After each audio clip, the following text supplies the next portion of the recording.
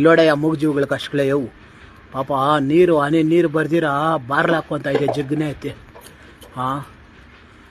ದಯವಿಟ್ಟು ಎಲ್ಲರನ್ನೂ ಕೇಳ್ಕೊಂಡು ನೋಡಿದೆ, ಮೂಗ್ಜೀವಿಗಳಿಗೆ ಆದಷ್ಟು ನೀರು ಇಕ್ಕ್ರಿ ಮತ್ತು ಊಟ ಕೊಡ್ರಿ.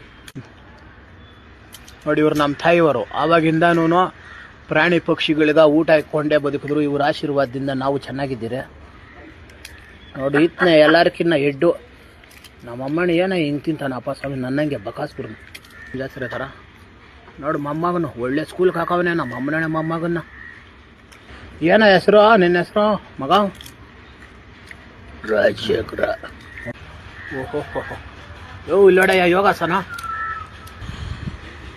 ಬಮ್ಮಗ ನೀನೇನ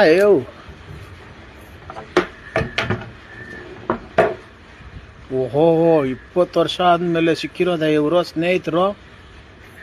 ಬಾ ಅವನ ಹೇಳೆ ನಮ್ಮ ಅಮ್ಮನೂ ಇದು ಬಲೆ ಫ್ರೆಂಡು. ಬಿಡ್ಸ್ ಕಳ್ಳೆಕಾಯಿ ಕೊಡ್ಬೇಕಿದ್ರು ಅವನ ಹೇಳಿ ಹೆಂಗವನ್ ನೋಡಿ ಒಳ್ಳೆ ಬ್ರಾಕ್ಲೆಸ್ನರ್ ಇದ್ದಂಗೆ ಅವನು ಎಲ್ಲಿ ಮಾಡಿಸ್ನೋ ಗೊತ್ತಿಲ್ಲ ಕಟಿಂಗ್ ಇರ್ತೀನಿ ಸ್ವಾಮಿ. ಮಾರ್ಕ್ಗಳು ಬೇರೆ ಮುರಾಕ್ಸವನೆ. ನನಗಿನ್ನ ಜಾಸ್ತಿ ಕೋತಿಗಳನ್ನೇ ಸಾಕ್ಬಿಟ್ಟಂಗೈತೆ ಇವು. ಭಯಂಕರ ಕಲರ್ ಬಂದ್ಬಿಟ್ಟವು ಇವು. ನನಗೂ ಹಿಂಗೆ ಇಕ್ಕಾಗಿಲ್ಲ ನಮ್ಮ ತಿಂಡಿಗಳ ಮಗು.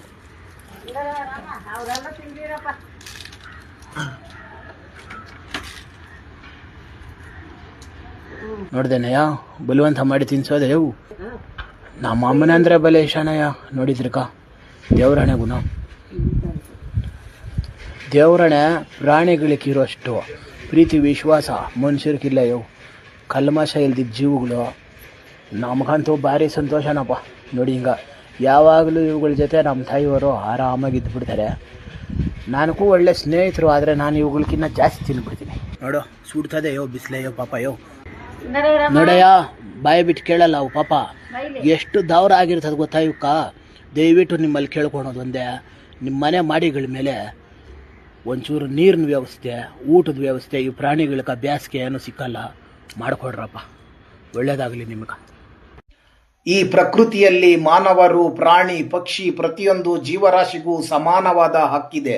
ನಮಗೆ ಹಸಿವಾದರೆ ಅನ್ನ ಎನ್ನುತ್ತೇವೆ, ದಾಹವಾದರೆ ನೀರು ಎನ್ನುತ್ತೇವೆ. ಈ ಬೇಸಿಗೆಯಲ್ಲಿ ಏನೂ ಸಿಗದ ಆ ಪ್ರಾಣಿ ಪಕ್ಷಿಗಳು ಬಾಯಿ ತೆರೆದು ಅನ್ನ ನೀರು ಎಂದು ಎಂದಿಗೂ ಕೇಳಲಾರವು. ಹಸಿವನ್ನು ನಾವೇ ಅರ್ಥ ಮಾಡಿಕೊಳ್ಳೋಣ. ಇದರ ಉದ್ದೇಶವೇನೆಂದರೆ ನಾವೆಲ್ಲರೂ ಕೈ ಜೋಡಿಸೋಣ. ನಮ್ಮ ಮನೆಯ ಆವರಣದಲ್ಲಾಗಬಹುದು, ನಮ್ಮ ಮನೆಯ ಮಹಡಿಗಳ ಮೇಲಾಗಬಹುದು, ಇವುಗಳಿಗೆ ದಾಹ ತೀರುವಷ್ಟು ನೀರು, ಹಸಿವು ತೀರುವಷ್ಟು ಅನ್ನವನ್ನು ನೀಡಿ ನಮ್ಮ ಕರ್ಮವನ್ನು ನಾವು ಕಳೆದುಕೊಳ್ಳೋಣ.